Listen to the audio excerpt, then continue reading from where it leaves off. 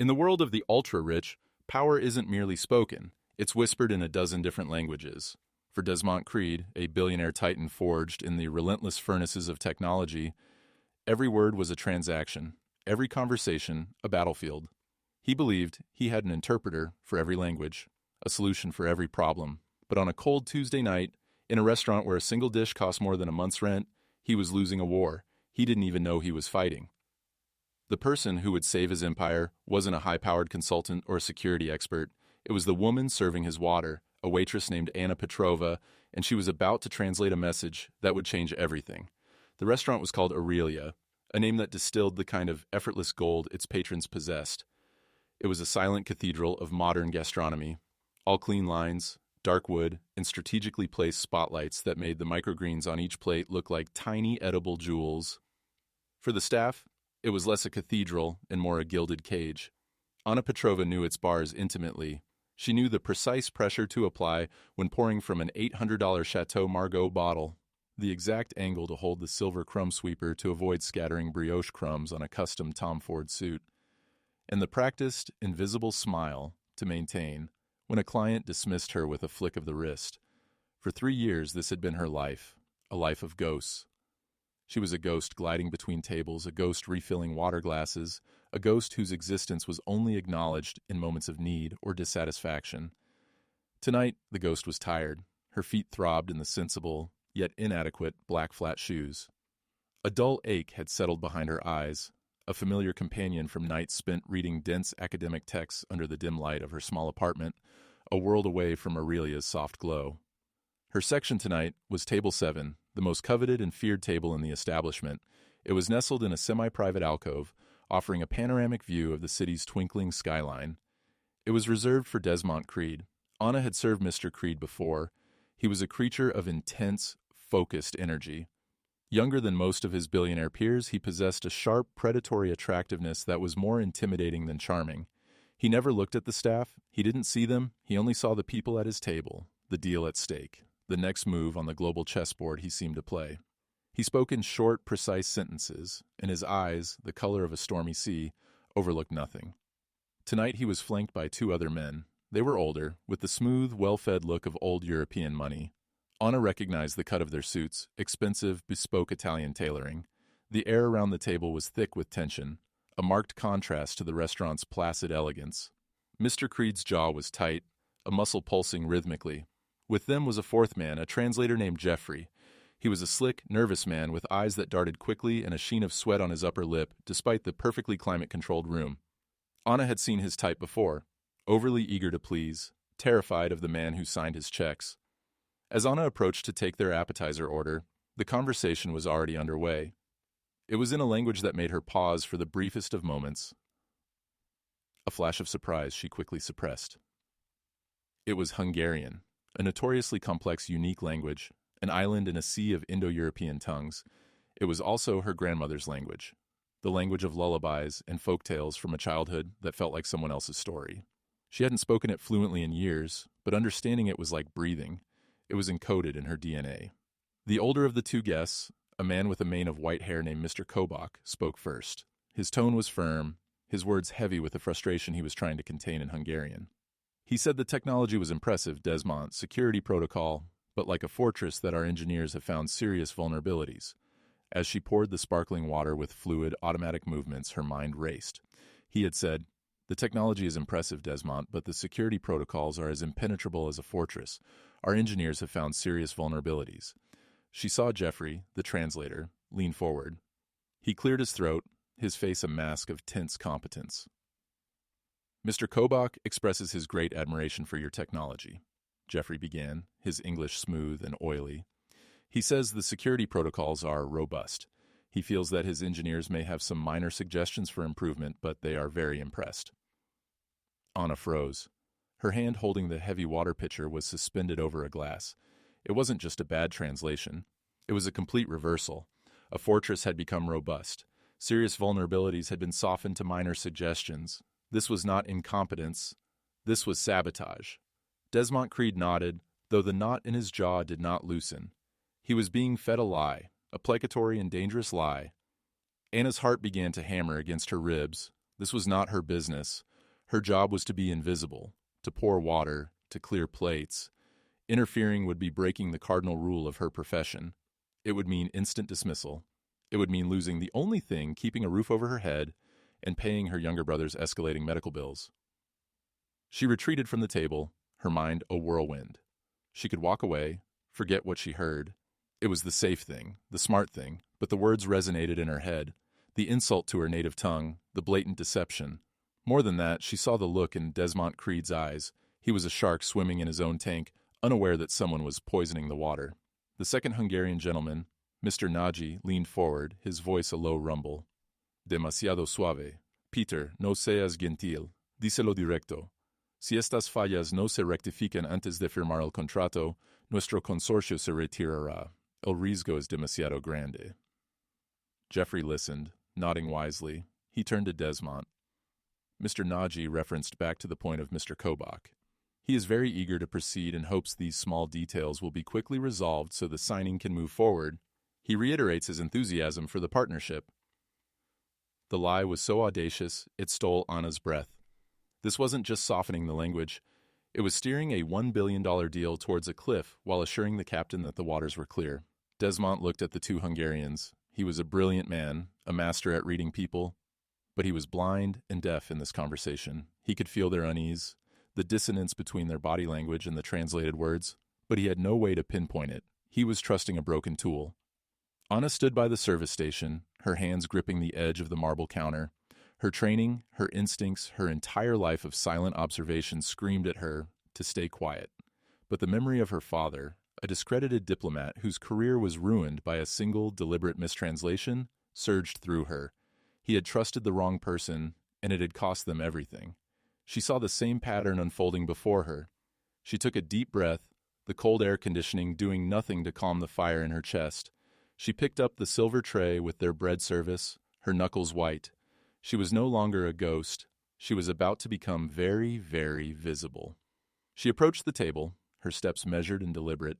She placed the bread basket in the center, her eyes not on the food, but on Desmond Creed. The three men fell silent, their conversation interrupted by the intrusion of service staff. Desmond gave her a brief, dismissive glance, expecting her to retreat. She did not. She stood firm, her heart beating a frantic rhythm against her ribs. "Mr. Creed," her voice said, quiet but clear, carrying an authority that surprised even herself. "Pardon my presumption." He raised an eyebrow, his annoyance palpable. "What is it, Jeffrey?" The translator glared at her with pure venom, a clear "how dare you" in his eyes. Anna looked directly at Desmond Creed. "Sir," she said, her gaze unwavering, "your translator is not serving you well." The silence that followed was absolute. It was as if she had detonated a small, silent bomb in the middle of Aurelia. Mr. Kobach and Mr. Nagy stared at her, silverware halfway to their mouths, confusion warring with curiosity on their faces. Jeffrey turned a sickly pale. Desmond Creed's eyes narrowed into dangerous slits. His voice, when he finally spoke, was lethally soft. "Explain yourself now." Anna switched to impeccable, formal Hungarian, addressing the two guests. "Your very security protocols. Gentlemen, I regret the interruption. My name is Anna Petrova. I understood your concerns regarding the security protocols." The two Hungarian men's jaws dropped. They looked at her as if she had just sprouted wings. Anna then turned to a stunned Desmond Creed, her English crisp and precise. "Mr. Kobach did not say your protocols were robust, sir. He said they were a fortress and that your engineers found serious vulnerabilities." Mr. Nagy did not express enthusiasm. He stated that, if these issues are not fixed before signing, their entire consortium will withdraw from the deal because the risk is too high. She let the words hang in the air. Each was a perfectly aimed stone, shattering the false reality Jeffrey had constructed.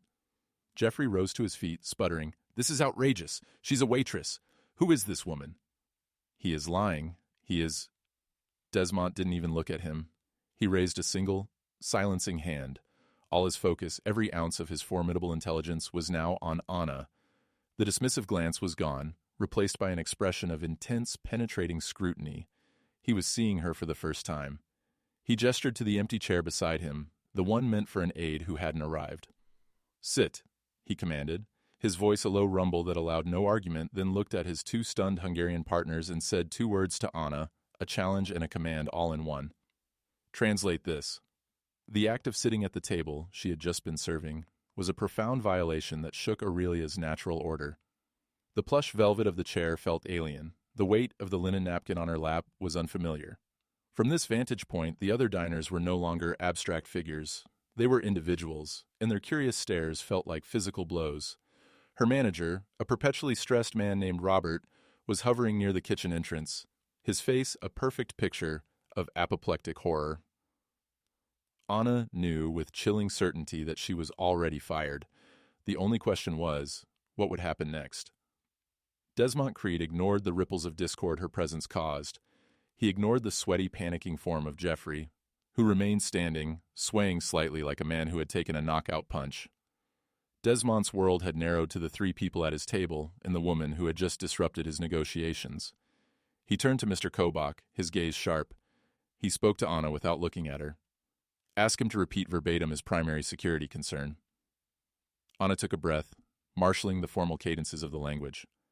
Mr. Kobach, Mr. Creed would like you to state clearly your most critical security issue.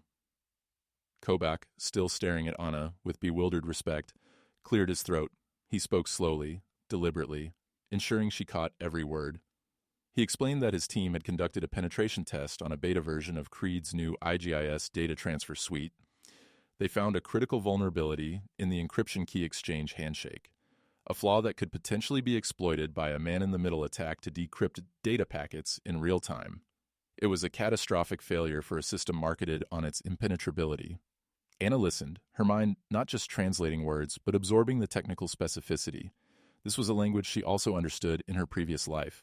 Life before aprons and aching feet had been that of a computational linguistics student. She had studied the intersection of human language and machine code. She turned to Desmond. Mr. Kobach states that his team performed a penetration test on the IGIS beta. They discovered a critical vulnerability in the key exchange handshake. They believe it is susceptible to a man-in-the-middle attack that could allow real-time decryption of the data stream. Desmond's face, already grim, tightened further. He did not question her translation. The technical precision, the calm confidence with which she delivered it, was more convincing than 10 reassurances. He finally turned his gaze to Jeffrey. You were going to let me sign a 9-figure deal for a secure communications platform that you knew was compromised. Desmond's voice was dangerously quiet. Jeffrey stammered, No, I was attempting to smooth things over, to maintain a positive atmosphere for the negotiation. It's a tactic. A tactic? Desmond's words dripped with contempt. You call fraudulent misrepresentation a tactic. You are either a fool or a traitor. At this moment, I don't particularly care which. He snapped his fingers, not loudly, but with terrifying finality. Two men in dark suits who had been sitting at a nearby table, pretending to be diners, instantly rose and moved toward Jeffrey. Desmond's security detail were as silent and efficient as Anna had been at clearing plates. Get him out of my sight, Desmond ordered. Take his phone, his laptop. I want to know who he's been talking to. I want to know who's paying him more than me. Jeffrey did not resist as they flanked him. His face was a mask of pure terror. He knew this wasn't just about being fired. It was about being dissected, his life turned inside out by a man who had the resources to do it with surgical precision. As he was escorted out, a new heavy silence fell over the table. Desmond pushed the incident from his mind with the practiced ease of a man who compartmentalized crises for a living. He turned his full attention to Anna. Who are you? He asked. It wasn't small talk. It was a demand for data. My name is Anna Petrova. That's not what I asked. A waitress at Aurelia doesn't just happen to be a fluent Hungarian speaker with a working knowledge of encryption vulnerabilities. The odds are astronomical. So I ask again, who are you? The bluntness of the question, the sheer force of his will, was like a physical pressure. The lie, the simple, I just picked it up, died on her lips. He would see right through it. I was a graduate student, her voice barely above a whisper, at Georgetown's School of Foreign Service, specializing in linguistic forensics and information security. His eyes widened, almost imperceptibly. Georgetown. The name registered meant something. You were, he prompted. Anna's gaze fell to the table. The ghost of her past was now sitting with her, a cold, unwelcome guest. My parents were diplomats. They died in a car accident 2 years ago. The funding, the scholarships, everything was tied to their positions. I had to leave the program. My brother has medical needs. She stopped, refusing to elaborate further, refusing to offer her family's private grief as an object of pity. Desmond was silent for a long moment. He wasn't processing tragedy. He was processing implications. A Georgetown prodigy, trained exactly at the nexus of disciplines most critical to his global business, was serving him peas. The sheer improbable luck of it was not lost on him. He saw assets and liabilities, opportunities and threats. In the space of 10 minutes, Jeffrey had become a catastrophic liability, and Anna Petrova had presented herself as a staggering, incredible asset. He made a decision. It was swift, pragmatic, and utterly devoid of sentimentality. "Your employment at this restaurant is terminated," he said flatly. Anna's stomach sank. Of course. She had expected it. She had made a scene, disrupted his high-stakes meeting. She braced herself for the order to leave. "You start working for me tomorrow morning," he continued, as if the two statements were perfectly sequential. 7 a.m., Creed Tower, 85th floor. You'll be in my personal office. I'll pay you 10 times what you make here in a month as a signing bonus. We'll discuss a permanent salary after we see what you can do." Anna was speechless. Her mind struggled to keep pace. Fired, hired, 10 times her salary. It was a dizzying, terrifying whiplash. "I don't," she started. "This is not a negotiation," he cut her off. "I am in the middle of a crisis. My translator was intentionally trying to make me sign a deal that would have exposed my company's core technology to a massive security breach. This wasn't just about this deal with the Hungarians. This was an attack. I need to know why, and I need to know who is behind it. Your skill set is not a convenience. It's a necessity, mission critical." He turned to his Hungarian guests and spoke to Anna. "Tell them I offer my sincerest apologies for the gross incompetence of my ex-translator. Tell them I am grateful that they brought these vulnerabilities to my attention. Inform them that all negotiations are on hold until I have personally overseen a complete audit of the IGIS protocol. I will fly to Budapest in 2 weeks to present them with a new, verifiably secure proposal, and Miss Petrova will accompany me." Anna, her mind still reeling, translated. The Hungarians who had watched the entire drama unfold looked from Desmond to Anna and back. Mr. Kobach smiled a genuine warm smile. In Hungarian, he said to Anna, "Listen, little girl, it seems tonight you saved a shark from being eaten by another shark. Swim carefully in these waters." Anna simply nodded, a knot of apprehension tightening in her stomach. Desmond rose, signaling the end of the meal. He pulled an impossibly thin, black credit card from his wallet and dropped it onto the table. "My head of security, Garrett, will be in contact with your preliminary contract. Be in my office at 7. Don't be late." He gave her one last, evaluating look. "Petrova," he said, the name sounding strange and formal in his mouth. "Welcome to Creed Innovations." With that, he and his guests left, leaving Anna alone at the table in the center of the buzzing restaurant. She was no longer a waitress. She didn't know what she was. She had stepped out of the gilded cage only to find herself walking into the lion's den. And as Mr. Kobach had warned, the waters were deep and full of sharks. The Creed Tower wasn't a building. It was a statement, a shard of obsidian and steel tearing a hole in the sky. It was an arrogant monument to its creator's power. The lobby was a cavern of white marble and minimalist art where the silence was so profound it seemed to have physical weight. Men and women in sharp suits and sharper eyes moved with brisk, almost silent purpose. All wore the same air of focused intensity, the hallmark of the Creed ecosystem. Anna, dressed in the only nice blazer she owned, a thrift store find she had meticulously repaired, felt completely out of place. The plain, elegant fabric felt like burlap in this temple of wealth. At precisely 6:55 a.m., she reported to the security desk. The guard, a man built like a refrigerator, didn't even have to look up her name. "Miss Petrova, 85th floor. Mr. Creed is expecting you." He handed her a temporary access card. "Welcome to Creed Innovations." The words were identical to Desmond's, but without the weight of command, they sounded hollow, almost ironic. The elevator ride was a silent, stomach-churning ascent. The doors opened directly into the reception area of the 85th floor. There was no desk, no smiling receptionist, just a vast open space with floor-to-ceiling windows offering a godlike view of the still-waking city below. A man was waiting for her. He was tall, with close-cropped hair, and the tired, watchful eyes of someone who spends their life anticipating threats. "Anna Petrova," he said. His voice was gravelly. I'm Garrett, head of security.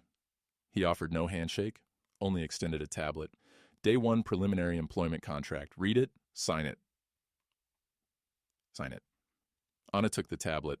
The non-disclosure agreement was a terrifying document. It was 20 pages of dense legal jargon that essentially bound her to absolute secrecy for the rest of her life under pain of financial ruin and legal prosecution. The contract was simpler. It stipulated a 3-month probationary period, a salary that made her eyes water, and a signing bonus that in a single transaction would clear her brother's outstanding medical debts and secure his care for the next year. The relief was so profound it almost made her dizzy. For this, she would sign anything. For her brother Leo, she would walk into the lion's den and floss its teeth. She signed. Garrett took the tablet. This way. He led her not to a cubicle or an office, but to a small, glass-walled conference room adjacent to a massive corner office, Desmond Creed's inner sanctum. The conference room contained a long table, a dozen chairs, and a state-of-the-art communication system. On the table were 3 items: a brand-new encrypted laptop, a burner phone, and a thick folder of files. Mr. Creed is on a call with Tokyo, Garrett said. He wants you to start with this. He tapped the folder. It's everything we have on Jeffrey Collins, the translator. Phone downloads, email archives, financial records. It's a mess. Mr. Creed wants to know who he was working for. He thinks you might see something we missed.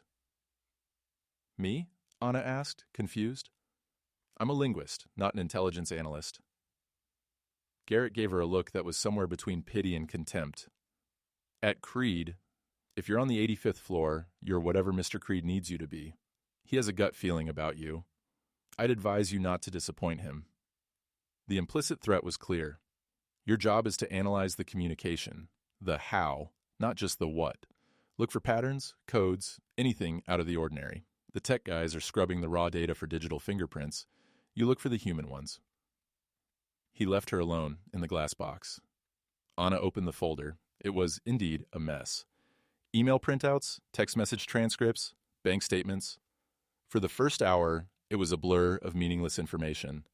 Jeffrey Collins was a man living beyond his means, with a taste for expensive watches and a penchant for gambling websites. There was a series of unexplained transfers from an offshore account in the Cayman Islands. This was the obvious part, the part Garrett's team would have already flagged. The who was still missing. Anna pushed the financial records aside. She started with the emails and text messages.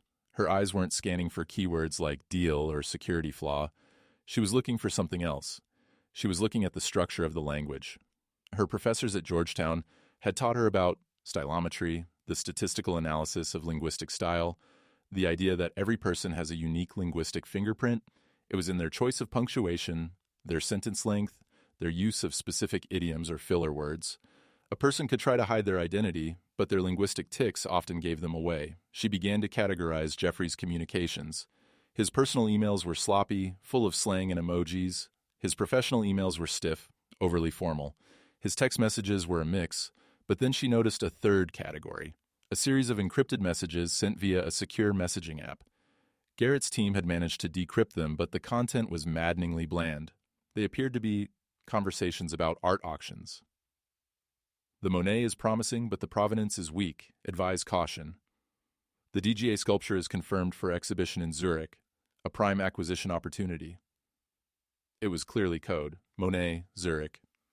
These were substitutes for companies, deals, locations, but without the key, it was meaningless. Anna felt a familiar frustration. This was a dead end. Just as she was about to put them aside, she noticed something. It wasn't in what was said, but in what wasn't. In all of Jeffrey's other communications, emails, texts, even formal business letters, he used contractions. Don't, can't, it's. It was a natural, ingrained part of his written voice. But in these art auction messages, there were 0 contractions. None. Do not, cannot, it is. The style was rigid, formal, almost machine-like. It wasn't Jeffrey's voice. It was a conduit, a relay. He was pasting text given to him by someone else, someone who wrote in a very precise, very formal, and distinctly non-contracted style.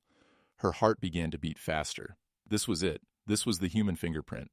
The person Jeffrey was working for was not a casual criminal. They were meticulous, deliberate. They constructed their sentences as carefully as an engineer constructs a circuit board. The conference room door opened, and Desmond Creed walked in. He had shed his jacket, his sleeves were rolled up to his forearms, and he held a coffee mug. He looked as if he hadn't slept. "Report," he said, skipping any greeting. "I believe your mole isn't Jeffrey," Anna said, her voice steady.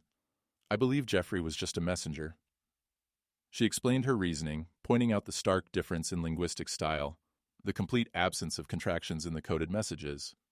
Jeffrey is sloppy. His natural writing style is full of grammatical errors and slang. These messages are written by someone with an extremely disciplined, formal command of English. He was being fed these lines. Desmond listened intently, his stormy eyes fixed on her. He walked to the table and stared at the messages. He saw it instantly himself. "The handler," he mused. "We aren't looking for Jeffrey's complicity. We're looking for his puppeteer." He looked at Anna, and for the first time, she saw a flicker of something beyond professional assessment. It was respect. Garrett and his team of ex-agents have been staring at the data for 12 hours, and all they found was a gambling problem. "You've been here for 3 hours and found the ghost in the machine." He pointed to the phrase in one of the messages, "a prime acquisition opportunity." "This phrase," he said, "is familiar." He closed his eyes, his mind a vast database searching, connecting. "There's only one person in my inner circle who talks like that, who writes like that." He opened his eyes, and the look in them was terrifying. It was a look of dawning, sickening betrayal. "Get me all internal communications from board members for the last 6 months," he barked into his desk intercom. "Focus on Walter Pendleton." Anna felt a shiver run down her spine. Walter Pendleton. She knew the name.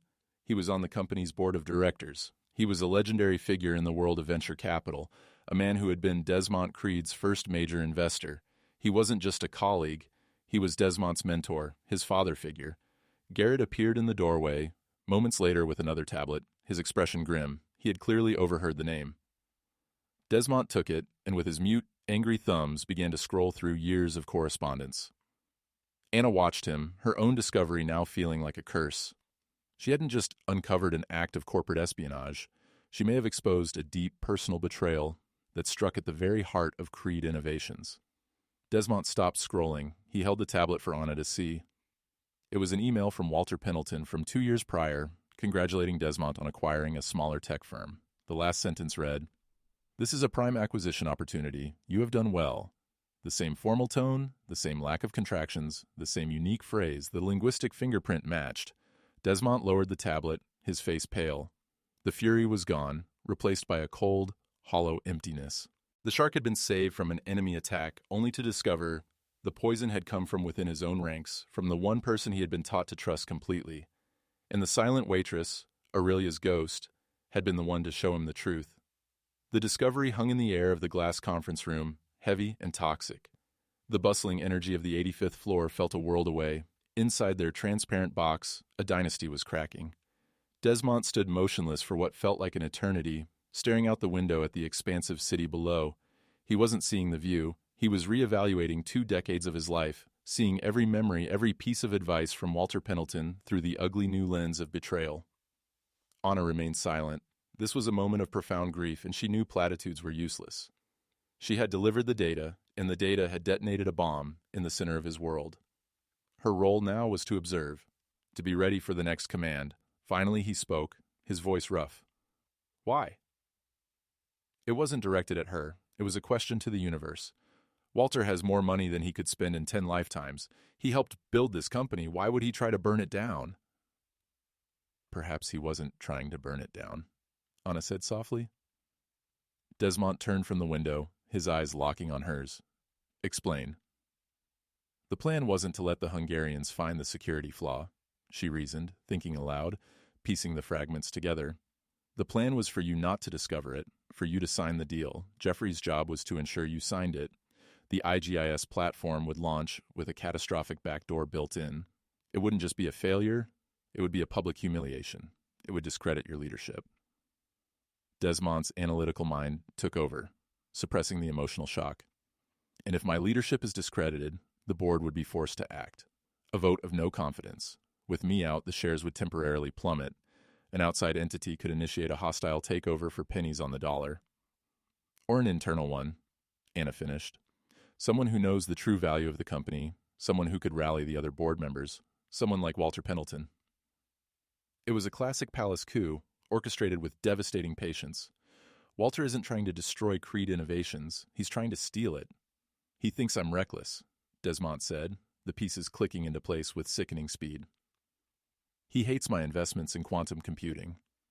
He called it financial fantasy. He wanted me to stick to secure data, the profitable, boring core of the business. He thinks I'm flying too close to the sun. The mentor, believing his protege had lost his way, had decided to clip his wings. The intercom buzzed. It was Garrett. Sir, we have a problem. Collins is lawyering up. His attorney is claiming wrongful termination and coercion. He's refusing to cooperate. It doesn't matter, Desmond said, his voice now laced with ice. I no longer need the messenger. I have the sender. He looked at Anna. The trip to Budapest is still on, but the objective has changed. We're no longer going there to save the IGS deal? Anna asked, her heart beginning to pound again. We're setting a trap, Desmond said, a dangerous light returning to his eyes. And you, Miss Petrova, are going to be the bait. The next week was a blur. Anna was plucked from the quiet solitude of linguistic analysis and plunged into the heart of a covert operation. She was given an intensive crash course by Garrett in counter-surveillance techniques. She was outfitted with a new wardrobe by a personal shopper who appeared as if from nowhere, replacing her threadbare blazer with custom-tailored suits and silk blouses. It was a surreal transformation. On the outside, she was being molded into the image of a high-powered corporate advisor. Inside, she was terrified. The plan was simple in its concept, but terrifyingly complex in its execution. Desmond would feed information to the board that the Budapest trip was a last-ditch effort to save the IGIS deal. He would let it be known through carefully orchestrated leaks that his indispensable new advisor, Anna Petrova, had found a supposed solution to the security flaw and would present it. The real purpose of the trip was to force Walter's hand. Believing Desmond was about to fix the very flaw he needed to remain broken, Walter would have to act. He would have to communicate with his own people on the ground in Budapest. The team he had likely hired to uncover the vulnerability after the deal was signed.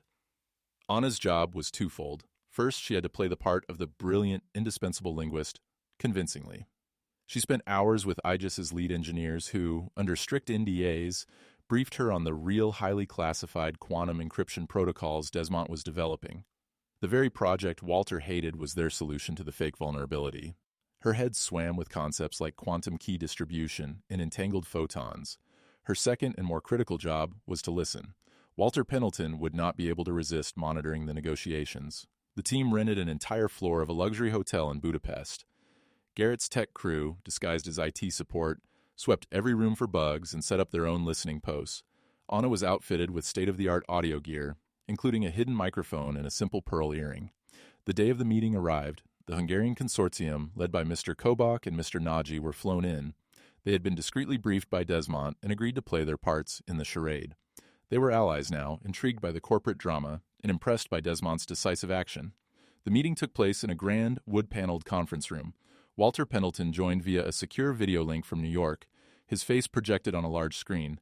He looked exactly as he should, the concerned elder statesman watching the critical negotiations, his expression a careful mask of support. Desmond, my boy, he began, his voice oozing avuncular charm. I trust you and Miss Petrova have a compelling path forward. We're all behind you. Anna felt a chill at the sound of his voice, the voice that had written those damning emails.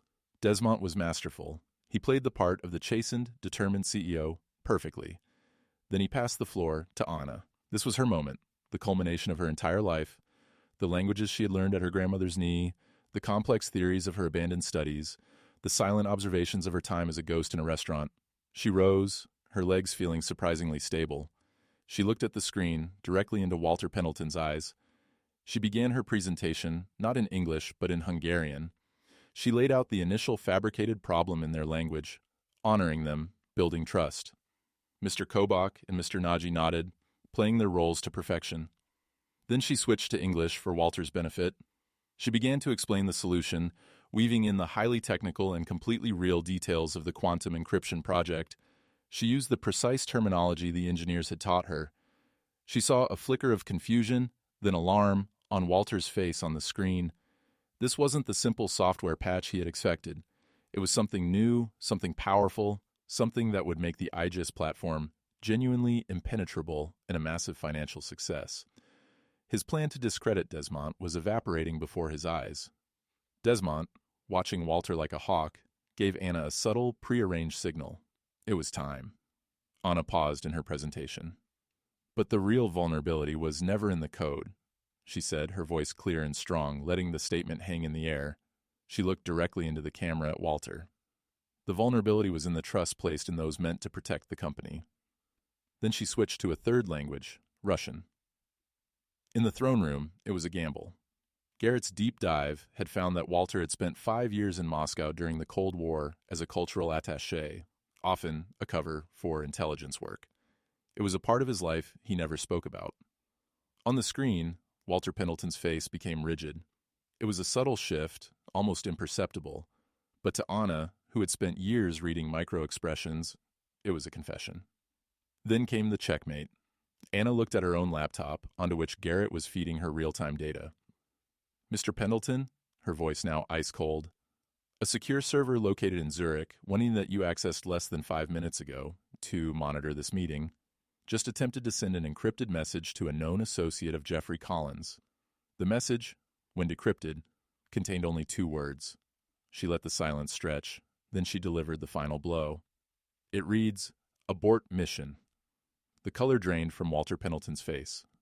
The mask of the benevolent mentor shattered, revealing the cold, calculating traitor beneath. He didn't speak, he simply stared, exposed and defeated. In New York, thousands of miles away, he knew the game was over. Desmont Creed spoke, his voice quiet but carrying the weight of a death sentence. "The line is disconnected, Walter. My security team is waiting outside your office. We have everything." The video feed from New York cut out, leaving the screen black. The trap had been sprung. The coup had failed, and Anna Petrova, the waitress, stood at the center of it all, having orchestrated the downfall of one of the most powerful men in the financial world with nothing more than the power of her words. The silence that filled the Budapest conference room after Walter's screen went black was different from the tense silences that had come before. This was the stillness of a storm that had passed, leaving behind a strange, clean quiet and a landscape of aftermath. Mr. Kobach was the first to speak. He looked at Anna, then at Desmont, and raised his water glass in a toast. "Mr. Creed," he said in his heavily accented English, "today you have done more than sell a product. You have demonstrated its most important feature, integrity." Then he turned to Anna, his eyes full of genuine admiration. "Miss Petrova, my grandmother used to say that a sharp mind is a weapon that never needs sharpening. Yours is a sword." The meeting concluded not with a signed contract, but with firm handshakes and a promise from Desmont to deliver the real quantum-secured IGS platform within the year. The Hungarians were no longer just potential clients, they were allies, bound by the shared experience of unmasking a traitor. The flight back to New York on Desmont's private jet was a quiet affair. The luxurious cabin, with its cream leather seats and polished mahogany, felt like a surreal bubble floating high above the world. Desmont stared out the window for hours, the city lights below streaking like fallen stars. Anna gave him his space, sensing that the adrenaline of the chase had worn off, leaving behind the dull, aching pain of betrayal. The man who had been a second father to him had tried to ruin him. No victory could completely erase that wound. When he finally spoke, his voice was subdued. "He confessed everything, he said, looking at a message on his phone from Garrett. He was leveraged, a series of disastrous private investments in biotech. He was on the verge of bankruptcy." He continued, "He saw my quantum project not just as reckless, but as a drain on resources that could have propped up the company's short-term stock price, giving him an exit. So he conspired with a competitor. They were going to let Creed Innovations crash, buy up the pieces, and install Walter as the new CEO of the salvaged company." He looked at Anna, his usual armor of command and arrogance stripped away. For the first time, she saw a flicker of raw vulnerability in his stormy eyes. "I built this entire company on the principle of seeing patterns others miss, in code, in markets, in people, and I never saw this. I was blind." "You weren't blind," Anna said gently. "You were loyal. Sometimes that looks the same." His gaze lingered on her. "Thank you, Anna," he said. And the simple words carried more weight than the signing bonus and salary combined. It was an acknowledgement, a recognition of her, not as an asset, a tool, or an employee, but as a person. Upon landing, life changed for Anna in ways she could never have imagined. The signing bonus had already been wired to her account. The first thing she did was not buy a new coat or move out of her small apartment. She called her brother's care facility and paid every outstanding bill. She arranged for him to see a top specialist, a doctor, whose name she had previously only dared to read in journals. Her brother, Leo, was 17. A degenerative neurological condition had confined him to a wheelchair since he was 14, and his short life had been a series of hospitals and painful treatments. When Anna visited him that weekend, the change was palpable. For the first time in years, the dark circles of financial worry were gone from beneath his eyes. She told Leo that a consulting project had gone very well. "Did you tell them everything in Latin?" he joked, his voice weak, but his mind as sharp as ever. Leo was the only person in the world who knew the depths of her abilities, who had seen her devour ancient texts and practice foreign verb conjugations just for fun. "Something like that," she said, smiling a real smile. She didn't tell him about the billionaires and the betrayal, the private jets and the hidden microphones. She just told him that he didn't have to worry about the bills ever again. The look of relief on his face was worth more than anything in Desmond Creed's bank account. The next Monday, Anna walked into Creed Tower, not as a temporary consultant, but as a conqueror. News of Walter Pendleton's spectacular fall from grace had ripped through the financial world, though the official story was a quiet retirement for health reasons. But on the 85th floor, they knew the truth. They knew that the silent woman who had appeared from nowhere was the catalyst. The way they looked at her had changed. The suspicion was gone, replaced by a mixture of awe and fear. Desmond called her into his office. The vast space that had once seemed so intimidating now just felt like a room. "Walter's board seat is vacant," he said, cutting straight to the point. "And my entire approach to strategic intelligence has been proven flawed. I've been relying on digital surveillance and brute force data analysis. I've been missing the human element, the linguistic element." He walked to his desk and picked up a folder. It wasn't a contract, it was a proposal. "I'm creating a new division," he said. "The Department of Strategic Linguistics and Cross-Cultural Analysis. It will be an intelligence unit unlike any other, focused on analyzing the human side of communication. The nuances, the subtext, the tells. It will vet all senior international partners, analyze internal communications for threats, and provide a new layer of security for the entire company. It will report directly to me." He slid the folder across the desk to her. "I want you to build it. I want you to lead it." Anna opened the folder. Inside was an offer that made the previous one look like pocket change. It was a director-level position with budget, hiring authority, and a mandate to create something entirely new from scratch. But it wasn't the money or the title that captured her attention. It was the opportunity. Everything she had studied, everything she was passionate about, everything that had been theoretical and unused, was now laid out before her as the cornerstone of a new enterprise. She thought of her old life, the silent stacks of the university library, the dream of a peaceful academic career. She could take the money she had now and go back. She could finish her PhD. She could live that life she once thought was her only path. Then she thought of the thrill of the chase in Budapest, the satisfaction of unmasking a traitor with a single, perfectly chosen phrase, the feeling of her skills not just being recognized, but being critical. The world wasn't a quiet library. It was a noisy, chaotic, dangerous place, and she had discovered she was uniquely equipped to navigate it. She closed the folder and looked at Desmond Creed. The power dynamic between them had fundamentally shifted. She was no longer the waitress he had commanded to sit. He was no longer the billionaire who had hired her out of desperation. They were two people who had survived a battle together, and now he was asking her to be his general in the next war. "I have conditions," her voice firm. A flicker of surprise, then amusement crossed his face. "I'm listening." "The department will have ethical oversight. We will not engage in illegal surveillance. Our work will be defensive and analytical, not offensive," she stated. "And I want to establish a company-administered scholarship fund for students in humanities and social sciences who have to drop out of their studies due to financial hardship. We will call it the Petrova Scholarship." She was cashing in her newfound leverage, not for herself, but to pull up the ladder for others like her. Desmond Creed looked at her for a long moment, a slow smile spreading across his face.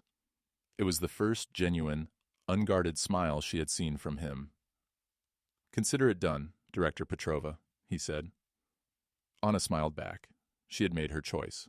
She wasn't going back to the past. She was stepping into the future. A future she would build herself, one word at a time. The ghost of Aurelia had found her voice, and now the world was going to listen. And so the story of Anna Petrova was not just about a waitress shocking a billionaire. It was about the incredible, often hidden power that lies within each of us. It's a reminder that the skills we cultivate in silence, the pursuits we chase for their own sake, can become our greatest strengths in the most unexpected moments. Anna didn't just translate words, she translated her own potential into a new reality, proving that value isn't defined by your job title, but by your integrity, your intellect, and your courage. Her journey from serving tables to shaping global strategy shows us that the most valuable assets we have are the ones no one else can see. What hidden skills do you possess? What quiet knowledge could change the world around you? If this story resonated with you, please like this video and share it with someone who might need a reminder of their own hidden power. And don't forget to subscribe to our channel, Stories of Black Women, for more real-life stories that inspire and surprise. Hit that notification bell so you never miss an update. Thanks for listening.